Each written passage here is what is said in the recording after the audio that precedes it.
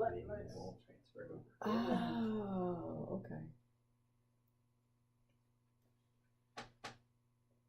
Did he start it back up?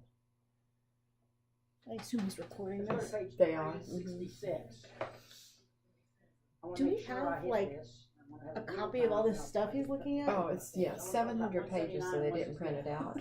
But Why Chris has not? the PDF. Last year, it was just, a reasonable amount. Yeah, I remember that. 700 today.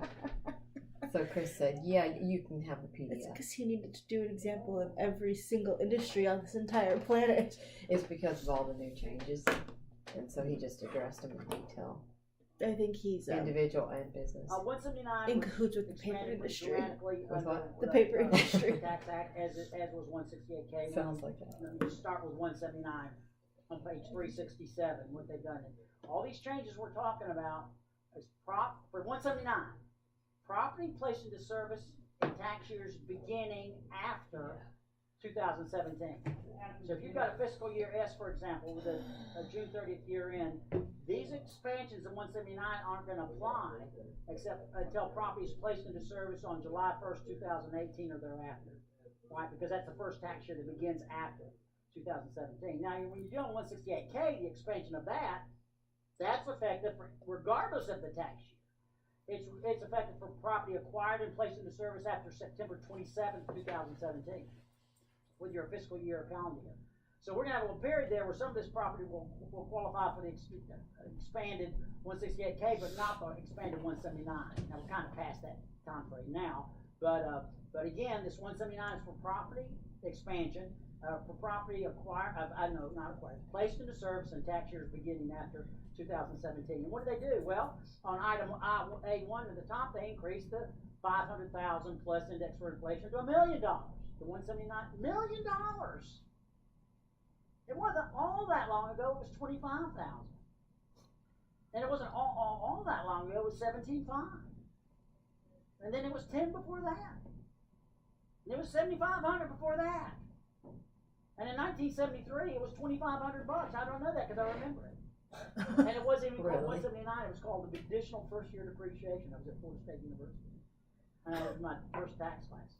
I was so excited about the ability for the government, the Congress, to just give a deduction of only 2,500 that wasn't generally accepted accounting principles. I thought, wow.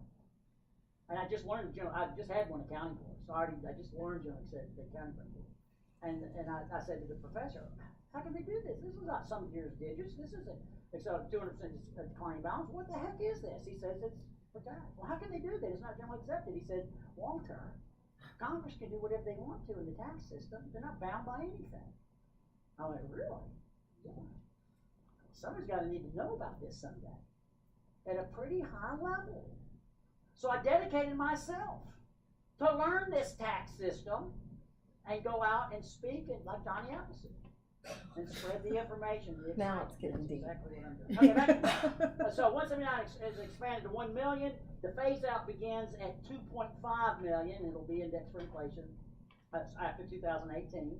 The 179 cap, this is still under item 1. The 179 cap for SUVs over 6,000 pounds is still 25,000.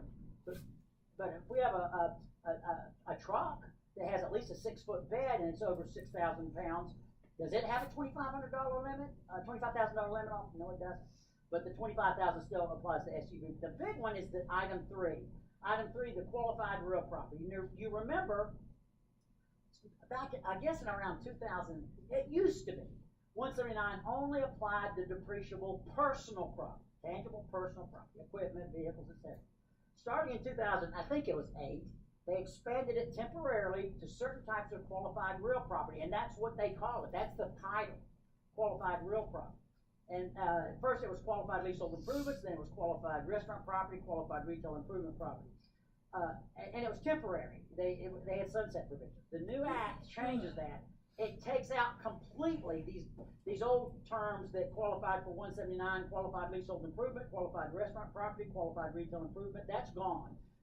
After TCGA, this is property placed into service in tax years beginning after 2017. This is now the definition of qualified real property. qualified improvement profit. What's that? That's a term that, Oh my word.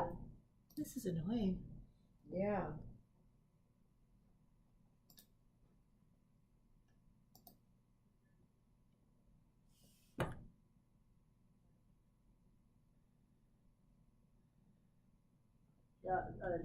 the interior, the Mine improvements is too placed in fast service for it. after the building was It's too first slow We're for too me. good, yeah.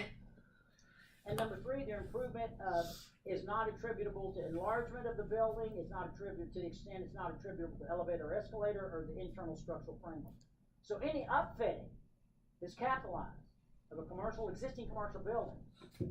And you could have bought the building new, I mean, it's used, somebody else has used it, but you bought it, and before you start using it as a, building was used, and you upfit it, you're okay, because somebody placed it in service before you did. I'm gonna It has bail, to be Stephanie. you placing it. So Okay. that's I'm gonna qualified pack up improvement and go property, home. that gets 179. Let me know if I miss anything key. That Okay. same In the last property was 15 supposed to get minutes. 168K. That same property, qualified improvement property that is defined there, was supposed to get the 100% 168K for property acquired and placed into service after, actually in this case, after 2017, but you probably heard, they screwed up the statute. This qualified improvement property was supposed to have a depreciable life of 15 years. If it doesn't have that, what does it have? 39 years, right? Because it's a capital improvement to a commercial building. They forgot to list it in the 15-year property. Now, if it had been in the 15-year property as it should have been, then it would automatically get 168K, because 168K is to any property that has a depreciable tangible property that has a depreciable life of 20 years or less. 15 years is less than 20, it would have gotten it. It was intended to get it, they screwed up, and they forgot to list it. So this property now is what? It's 39-year property. Now, it does get 179, there's no question of that, but it doesn't get 168K.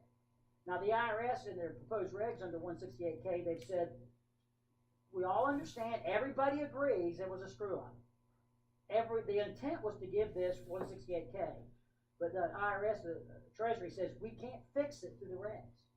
There's gonna have to be a statutory amendment, a technical correction. We don't have it. And we've got it proposed, but we don't have it passed. So we'll have to wait and see if we're gonna get 168K on this, but we do get 179 without question. So again, back to 179, qualified improvement property qualifies.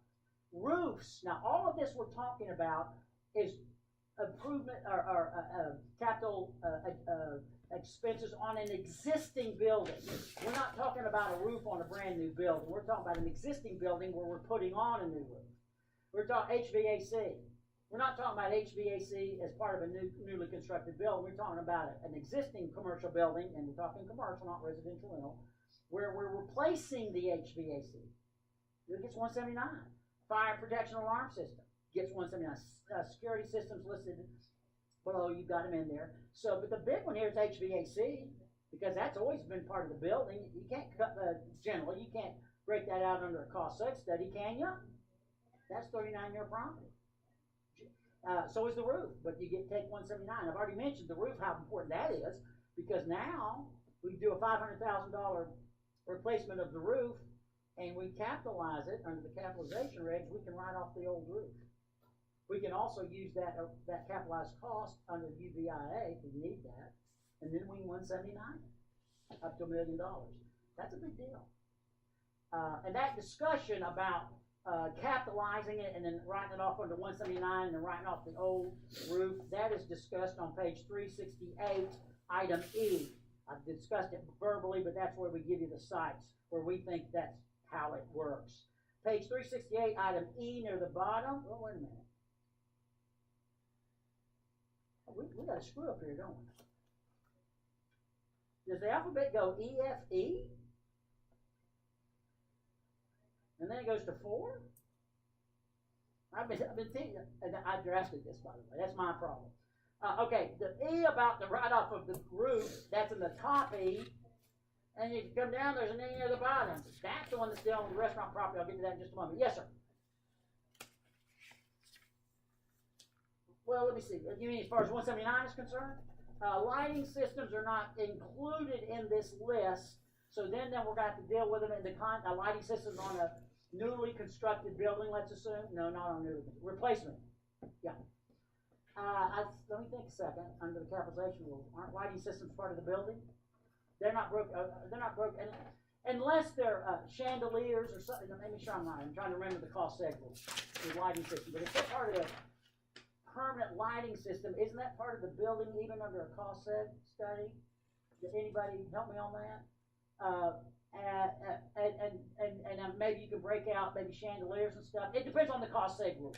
If you break them out under the cost seg rules before, you can now as well. And if you can break them out, they get 179. Not only that, what else they get? They get 168K. Because if you can break them out, they're going to be 5 to 7 year rules. You can't break it out under a cost seg, and it's going to be part of the bill. And it doesn't get any special write-off under the new rules. The bottom of page 368, the bottom E, that I just figured I had made a mistake, that is restaurant. Restaurant buildings got, and again, for lack of a better term, screwed in this. Prior to this change, a restaurant building, the building itself, newly constructed or purchased a used building, that was qualified real property. You could take the 179 on that. Now, it was up to 510,000, but you could take it on qualified. And what you didn't take 179 on was 15-year depreciable life. For restaurant buildings placed into service in, after 2017, one, they don't get 179 anymore. And number two, they're not 15-year property. They get 39 years. So those who are building restaurants, buying restaurant business, I had a $500,000 restaurant building. Before the tax law change, I could write off the up to 500, whatever it was, 510,000. But that's all I had for 179. I could write that off, and whatever was left, I would depreciate straight line over 15 years. You do that same restaurant today, no 179, and you write it off over 39 years. So the restaurant industry isn't happy with these changes, these particular changes. Page 369 at the top of the page, item 4. Someone asked me this yesterday. What about with regard rental, a lodging, a rental house? I've got a rental house and I have appliances and I've got furniture and beds and stuff in there. Let's assume it's furnished. In the past, could I take the 179 on that? There was a prohibition. There was in the statute said you can't take 179 on furnishings of a residential lodging business. So the hotels and motels you could, but just rental apartment buildings you couldn't. They've changed that. You can now. You can take 179. You can also take 168K. Page 375. Page 387. That's all I want to say about 179 right now. We're going to come back and look at a comparison to 168K. Capitalization regs. This is the chapter we put in. Really revised in I think 2013 when we got those capitalization regs that were so exhaustive. There's a couple of points I want to mention in here. I want to turn to page 389. On page 389, item C, again the capitalization regs. We talk about that de minimis safe harbor election, where if you don't have an applicable financial statement, meaning you don't have audited financial statements, or you don't have financial statements that are filed with the SEC, which most of us don't have those, so we don't have applicable financial statements. We can make an election, make it on an annual basis, and we've done this for the last couple of years, and any equipment, anything we buy, materials and supplies, so long as it doesn't cost the invoice price is not over $2,500, can't we deduct it immediately? Not only can't we deduct it, we have to deduct it if we make that election. And when do we deduct it? Whether a cash or accrual. When we pay for it, that's when we deduct it. Not when we use it, when we pay for it. And that's a discussion of that rule. Then you go to page 417, and in the top near the third paragraph down, actually under item 3, non-incidental materials and supplies. The general rules for non-incidental material supplies is you deduct them in the later of the year you pay for them or you use them. That's when you deduct them. So if they're still on hand at the end of the year, you got to do some kind of accounting for that. Unless you make the election. Unless you make the de minimis election, then that $2,500 applies to materials and supplies as well. So any specific material and supplies, unless they're over $2,500, along with equipment, along with furniture and stuff, anything that's $2,500 or less, if you made that election, not only do you write off when you paid for it, you have to write it off when you paid for it, even if you still got it. That's what that de minimis rule says. And again, if you make the election, it applies to non-incidental materials and supplies. Why am I talking about this? Because if, to the extent we can get to it, let me tell you now. One of the big reliefs for accounting methods is if your average gross receipts are $25 million or less starting in 2018, most of you know this, I've already mentioned it, you can go to the cash method even if you've got inventory. Even if you have inventory, you go to the cash method and you make an automatic accounting method change. We discuss it back in the back of the book where the accounting method chapter is, and there's an automatic revenue procedure that gives you the automatic accounting method change, and you go through that, file the 3115 on timely file 2018 return, do the 481A adjustment, you unbook your receivables, unbook your payables, and you do it, and it's going to be a negative 41A adjustment, and you're going to take it all in the current year. There's going to be a lot of businesses doing that. What do they do with inventory? Even if they have inventory, they use the cash method. What do they do for inventory? Well, in that revenue procedure, it says you've got three choices. If you're going from accrual to cash through an automatic accounting method change as a result of this $25 million threshold you're below, you can either if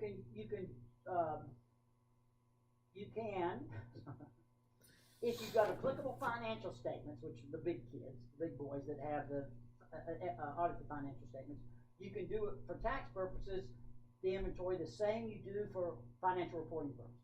You can do, that's one of your options. The other option is if you don't have applicable financial statements, you can deduct them the same way as you do on your internal books and records. They don't define books and records. And the third option is you can treat them as treat the inventory the same as you do materials and supplies. So what does that mean? Well, what it means to me, when Don and I, we've talked to some people up in the national office, and they think, and it's not just us, others have brought this issue up, but if you made that election, that $2,500 de minimis election, it's an annual election, and that election says, under the capitalization rules, that you have to treat materials and supplies under that election. You must deduct them for each item that's $2,500 or less. You must deduct it when it's paid for. And in the change in accounting method, they say one of the options to treat inventory is treat it like non-incidental materials and supplies. Well, what's the rule there? If I've made the election to deduct it that $2,500 rule, I deduct it when I pay for it, not when I use it. Now, normally with non-incidental materials and supplies, you deduct the later of when you pay for it or when you use it. So if we hadn't made the de minimis election and we're treating it like non-incidental materials and supplies, the same reporting of it or determination of it, then we'd have to treat our inventory. We would deduct it in the later of we paid for it for cash method, paid for it, or we used it, meaning when we sold it. So we'd have to keep some kind of inventory for what's on hand. But if we're treating it like materials and supplies, you don't treat what's on hand. You deduct it when you pay for it. So our point is, and a lot of people are saying this, and there's some language in the blue book that came out recently that suggests this is what you do. If we're going accrual to cash, we've got inventory, and we've made this de minimis election, and we're doing that, and if we're not, we need to be doing it, then we should be able to deduct our inventory of each item that's under $2,500 in the year we pay for it, real cash. Walter, that's over. We've had a couple of items that are over 25 or a bunch of items. Well, then, if we're going to do like non-incidental materials and supplies, then the items, inventory items that are greater than the de minimis amount, the $2,500, we're going to have to inventory it, cost it out somehow at the end of the year, and then deduct it at the later of the year you pay for it, the year you sell it. What if everything's under $2,500?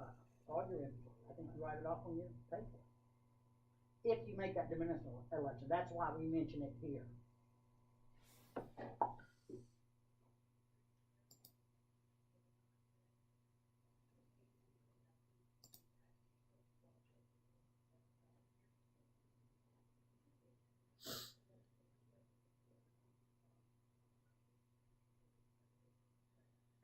$100 widgets. Technically, this applies on a unit of property by unit of property. Another example, you put in floors, and you've got a bunch of tiles in the storage room, and the tiles are you look at each tile. You look at each group of tiles. It's how we think it's how you're built.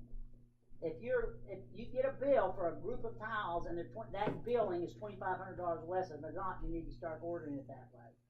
Then that $2,500, we think you can write off the entire thing. If it's widgets and they're all, and even if it's you've got 100 widgets and each one's broken out on the invoice, it's $100 each. Each one's under $2,500. That's fine. If you've got 100 widgets and they're all thrown together and it's $3,000, even under the capitalization rules, that doesn't meet the safe harbor. You're gonna have to break them out on the invoice, or have separate. You can have the same invoice, but have them breaking out. Make sure they're broken out in a way that makes them $2,500 or less.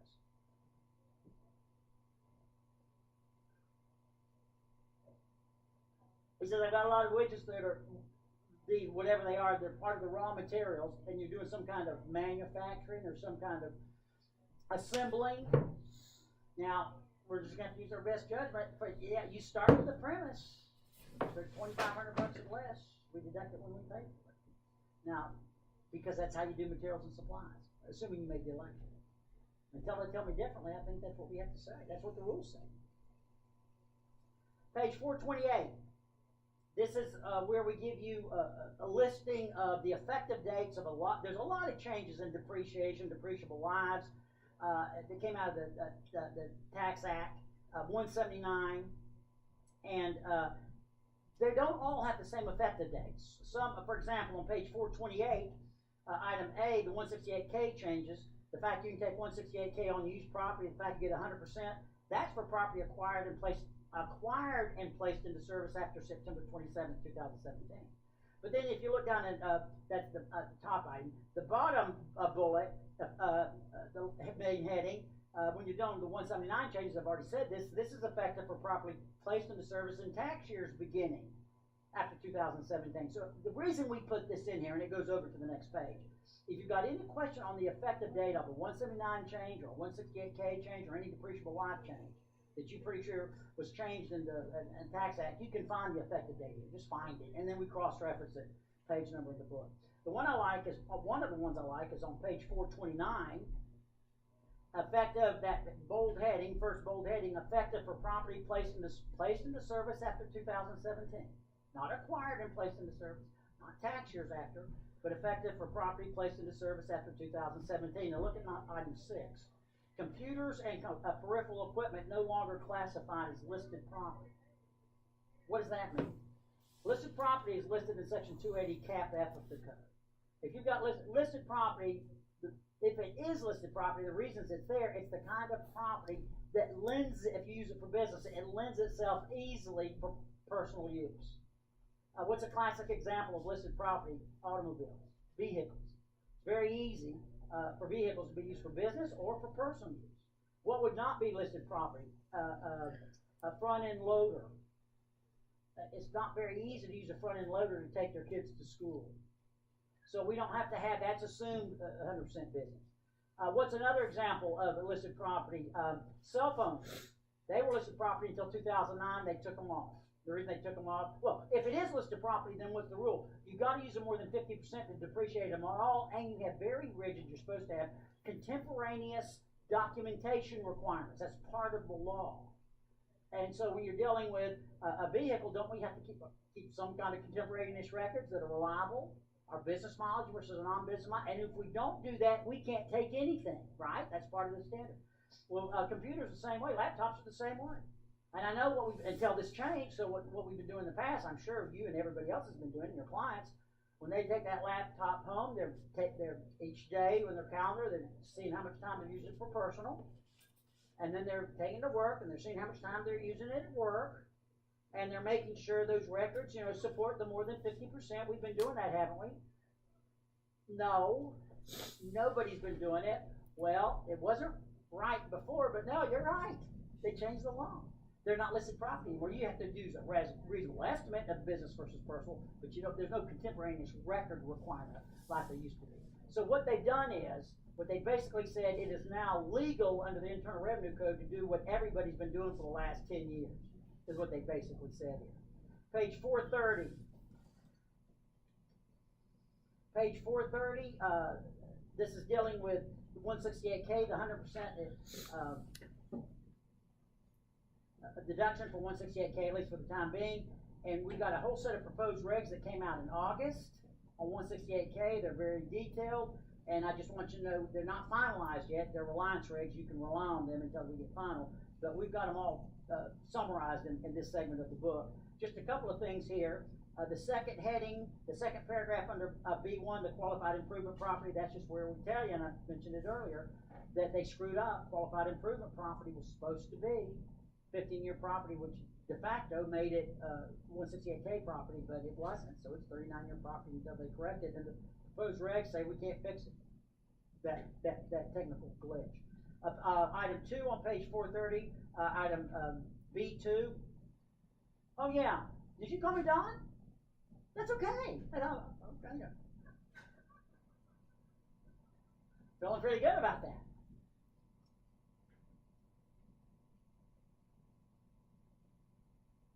Whoa, sit back.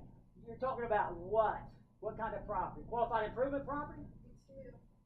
Okay, the old qualified leasehold improvement. Why did it qualify for 168K? And originally it was 39. Because 168K specifically said we give it to qualified leasehold improvement. Plus we give it to any other property that has a depreciable life of 20 years or less. That's why. And 179, and then later, I think in 2012 or so forth, they gave qualified leasehold improvement a 15-year life. But before it was 39 years when it first came out. And it came out originally when 168K was passed back in 2002. So qualified leasehold improvement, it was the one type of real property that had a depreciable life more than 20 years that qualified because they just listed it as one of the qualifying properties. Under 168K. Okay, under 179, let's start there. So that was 168K. Later, they said under 179, this is in 2008 and 9, they said, okay, not only does qualified leasehold improvement property qualify for 168K, it also qualifies for 179. And they added to that qualified retail improvement property. That was an improvement to a retail store, internal portion of a retail store that's over 3 years old. And they included restaurant property. They said restaurant improvements to restaurant and restaurant buildings themselves got 179. They didn't get 168K. They got 179. Isn't that confusing? Well, let me just pause there. Isn't that confusing? And that's why they removed all of that starting in 2018 because it got so convoluted. Now back to your question.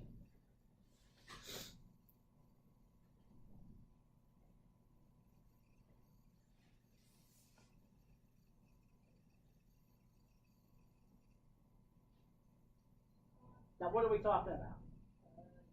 Qualified leasehold improvements, defined as it's not a term anymore, but it was defined as a lease on a commercial building between unrelated lessor or lessee, and there was an improvement made to the internal portion of that commercial building as part of the lease agreement, right? That's the definition. That was the definition of it, which is 39-year property. Correct. Keep going.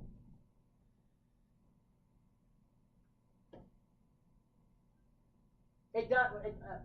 Qualified leasehold improvement is not even a term anymore. Qualified leasehold improvement is not a term. Qualified restaurant property is not a term. It's not even used in the code anymore. And qualified retail improvement. That's all been replaced by the term qualified improvement property. It's a single definition.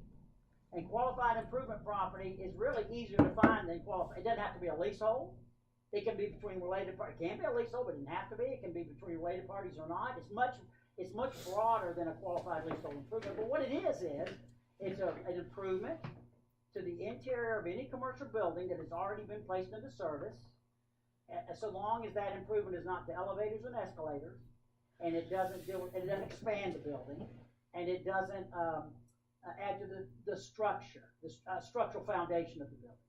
If it doesn't meet any of those, then it's a qualified improvement property, and it gets 179 because the new law gives that 179.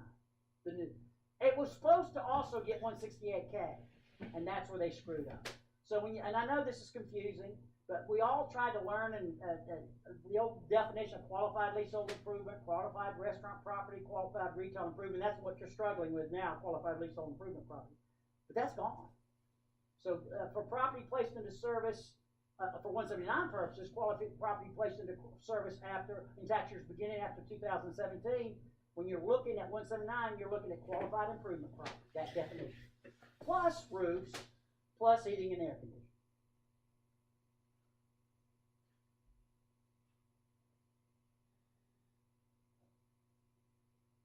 no, and we say that. She says on page 429 and on page, well, let's look on page 430, the second paragraph down, see the heading qualified improvement property.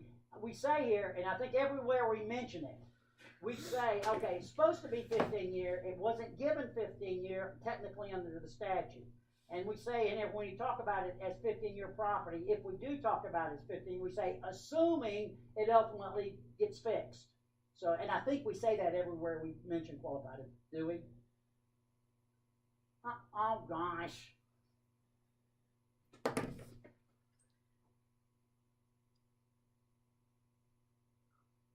Now, so which one are you looking at? 9A, property with 20 years or less, and then qualified was specifically listed under 168K or qualified improvement, intended to be qualified, and that's where we talk about is 20 years or less, and that's where we talk practice alert.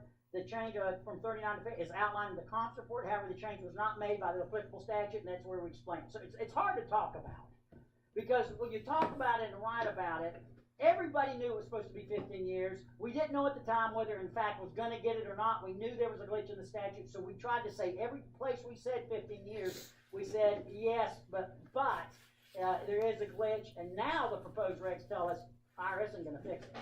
They're going to have technical corrections. So if anything we say that says qualified improvement property is 15 years, if it sounds definitive, we're wrong. Okay. It's 39-year property until they fix it. And if we say anything that it qualifies for 168K and we don't put a caveat, we should have. I thought we did. But if we didn't, we're wrong on that too. Until it's fixed. Unless it's fixed. Yeah. Page 431. Page 432. Yes. Yeah.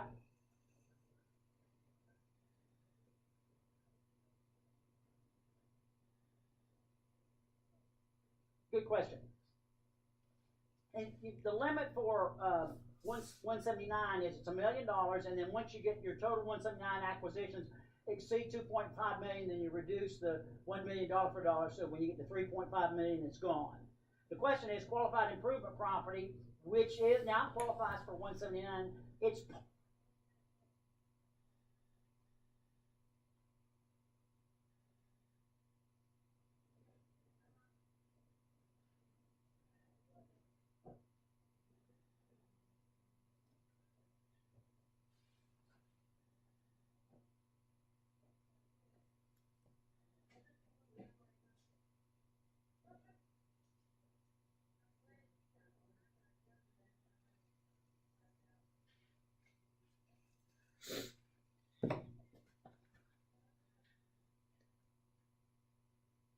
Are we on? All right, so we're.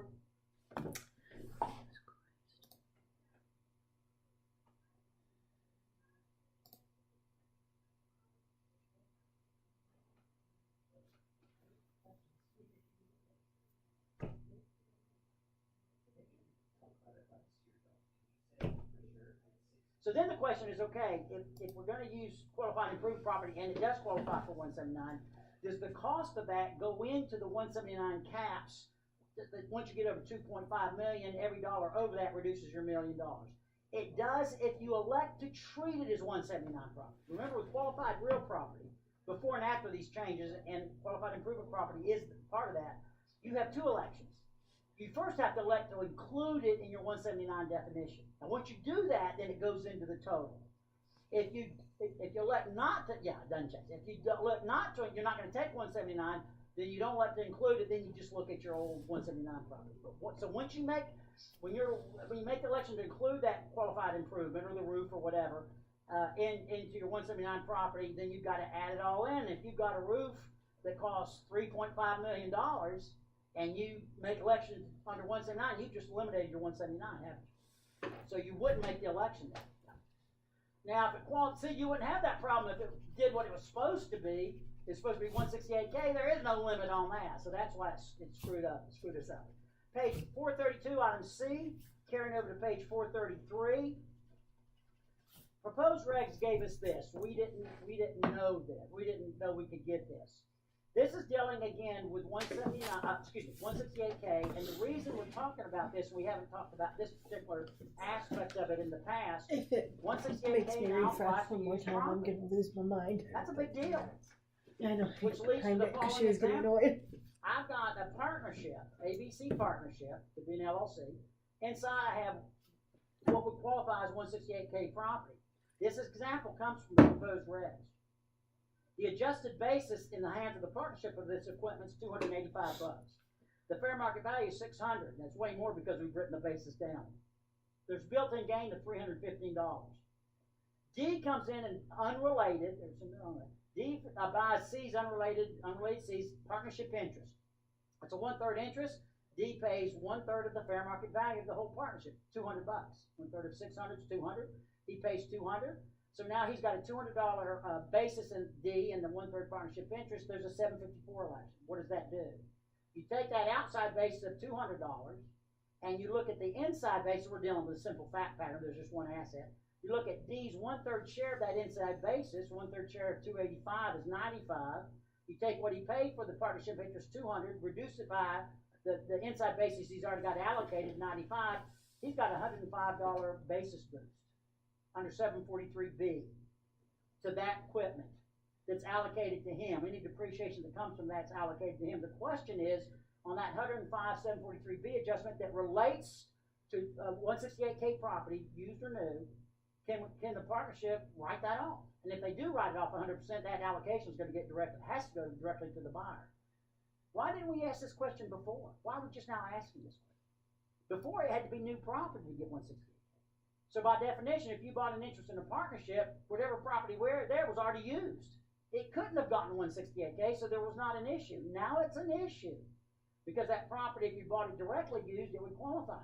The proposed reg says you get it. The buying partner, assuming it's unrelated to buyer and seller, they're not family members or whatever, the buying partner, to the extent of the 743B adjustment in our example, $105, with respect to qualifying 168K property, writes it off. And that $105 is going to be allocated, has to be allocated to D. Look what D's just done. He's paid, or she's paid $200 for a partnership interest, and she's told that year, you're going to write off $105 in the first year. And on the face of it, all done is bought a partnership interest. Folks, that's a big deal. That's a big difference. When we have people buying partnership interests that have a lot of equipment, that kind of stuff in it, and that have been depreciated way down, they're going to get, assuming they have a 754 election, they're going to get a big, nice deduction that nobody has ever gotten before on the purchase of a partnership interest. Now, what if instead I inherit, D inherits this partnership interest? We get a 1014 fair market value basis of $200, right? You would make a 750, if you had a 754 election, the inheriting partner would still get a 105, 170, 743B adjustment, but you can't write that off if you inherit the partnership interest. Why? Because if you inherited the property itself and got a step-up basis, you don't get 168K on basis you acquired through inheritance. You get it through purchase. So 743B from an inheritance isn't going to give you a 168K, but a purchase will. Page 434. Page 442.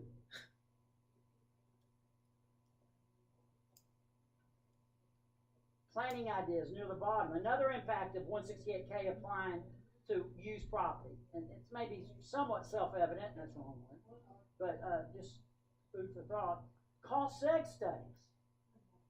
168K applying to used property is going to make cost seg studies even more valuable. Let's give a quick example. Let's assume we bought a commercial building. It's used, of course. It's an existing building. We pay $5 million for the existing commercial building. We allocate that $5 million effectively as follows: $1 million to land underneath, $750,000 to land improvements, that's 15-year problem, $600,000 to equipment, that's 5-year problem, cost seg, and $2,650,000 to the building itself, that's 39-year problem. Let's look at what we would write off before, on the same fact pattern, before the Tax Act and after. Before the Tax Act, of course, the million's not going to be deductible at all or depreciable. Before the Tax Act, $750,000, would that qualify for a 179? No, 179 didn't apply to land. Would it qualify for 168K? No, it's 20 years or less, but it's used. We couldn't take it from you, so we'd have to take that over 15 years. The 600,000 before TCJA, what could we do? The Tax Act, we could write off 179 up to 510,000. Could we take 168K? No, because it's used. And then the building, of course, would be 39 years. What about after? After, the $1 million still wouldn't be deductible on the land. The 750, could we take 168K on it now? It's got a depreciable life of 20 years or less. Doesn't matter whether it's real or personal property. We write that off immediately. We couldn't before because it was used. Now we can. What about this equipment? What can we do with that? It's used before. We couldn't take 168K. Now we can. So if you run those numbers out, those distinctions, the same fact pattern on this $5 million purchase, before the Tax Act, the total deductions in the first year would be $630,000, $618. And that includes taking one, before the Tax Act, $510,000 on that 179. After the Tax Act, what do you get in the first year? $1,415,000. You more than double the first year write-off. And almost all of it comes right here. The fact that you can take 168K on any property, on used property, that you couldn't before. And land improvements, again, you couldn't take it before. The life was okay, but it was used. So cost tags are gonna be significant. Now, the other thing, you get all these deductions now. What's that gonna do to your QBI? To drive it down. So all these deductions we're getting is great, but if it's QBI, we're gonna be diluting the benefit of that to some extent, right? Because every additional dollar of deduction, we're losing 20 cents deduction on the QBI. So it's just, it's a bit, doesn't mean we're not gonna do it, but it's just a trade-off. Page 443. I guess it's a lucky problem, or a nice problem to have. Page, is there a question? Yes. I keep getting distracted because that guy in the body corner looks like Greg. Anything dealt with 179 like every time he turns his head, it's like, oh, it's Greg. You're going to get it eventually. Well, yeah, QBI, it's timing. You're right. It's timing with QBI because you're going to get bigger deductions now, which reduce your QBI, and then you'll have less deductions down the road and higher QBI. Good point. The problem with that is the whole QBI system terminates at the end of 2025. And that's so if you're going to thinking you're going to get it back later, and that when you're going to get it back is after 2025, unless they extend it, you're not going to get it. Do you think, is that the kind of thing you think will get extended? I hope so, but you know, I'm doubtful. That's a big hit. I mean, that's a big tax provision, and I could, you know, it depends on who's controlling government. Page 488. Page 488. And I'm looking at comparisons of 179 and 168K. When you've got 100% 168K, and 179 has always been 100% to the extent it applies, you're going to have a lot of overlap. There's going to be some property that qualifies for, a lot of property qualifies for both. Is there any distinction between the two? And there are. Let me just go through that fairly quickly. Item 1 on page 488, certain real property with a 20-year life of, a depreciable life of 20 years or less gets 168K, doesn't get 179 because it's real property. And what would be some examples? Sidewalks, roads, landscaping, fences, modern golf course greens, as opposed to unmodern golf course greens. Qualified motor fuels vehicle, that's a convenient food store that has more than 50% of its gross receipts generated by gasoline sales. The whole shebang, the whole building can be written off under 168K, even if it's used. A service station, car wash buildings, none of that gets 179, it gets 168K. Item 2, 168K when we're dealing with the taxable income limit. Of course, 168K can create an NOL. 179 cannot. Item 3, you got a $25,000 limit on SUVs over 6,000 pounds for 179, you don't have it for 168K. So as long as we have 100%, and if, let's say Tesla built a SUV that weighs over 6,000 pounds, you know what? It does. It just started releasing them. And you buy it at the end of the year and use it 100% business. What do you write off? The whole shebang. Any SUV or 6,000 or truck, you write the whole thing off under 168K. You'd only get, at least under 179, you'd only get immediate write-off for up to 25,000 generally. Item 4, this is a pretty big one. Non-corporate, there's a limit on 179. If you have equipment, for example, the business owns equipment and they lease it, and they're a non-corporate lessor, they're an LLC. Generally, taxpayers that own property, equipment that they're leasing, and they're in a non-corporate entity, a non-corporate lessor generally cannot take the 179 on that lease, the property it's leasing out. There's just a limit on it. You just can't do it. Now, there's some exceptions. If you produce the property yourself or manufacture the property yourself and then lease it out, that's okay. Let me pause there even further. Qualified improvement property that we just defined, mentioned several times, that qualifies for 179. We don't need a technical corrections for that. Well, that many times that qualified improvement property is going to be on a leased commercial building. And let's assume I've owned the commercial building and I'm leasing it to the lessee, and we're upfitting the internal partition of that business, that building. And I'm the lessor and I'm upfitting it, and it's going to have to capitalize it, and it's 39-year property as of now, but it does qualify for 179, up to $1 million. But I'm a non-corporate lessor. Is that going to keep me from being able to take it? Well, the answer is probably not. I think almost surely not. And the reason, I'm an LLC, let's assume. The reason I think you can still take it is because there's an exception to the non-corporate lessor. If you produce or manufacture the property you're leasing, aren't you constructing? I'm getting a contractor to do it, but I'm doing it. I mean, it's under my dime. We think you meet that exception. What if the lessee is doing the upfitting and it's qualified improvement property? They're the lessee, but they're going to put it on their books. They're going to actually pay for the upfitting. They should be okay because they're not a lessor. They're a lessee, and that's not limited to a lessee. So just food for thought. Page 489. Page 49. Page 49, item 8. Estates and trusts. 1041s cannot take 179. They can take 168K. If you have an estate that owns an interest in an S corporation, the S corporation takes 179 at the entity level and passes that out on the K1, can the 1041 take it? No, you got to basically pass it back down. You have to reject it. At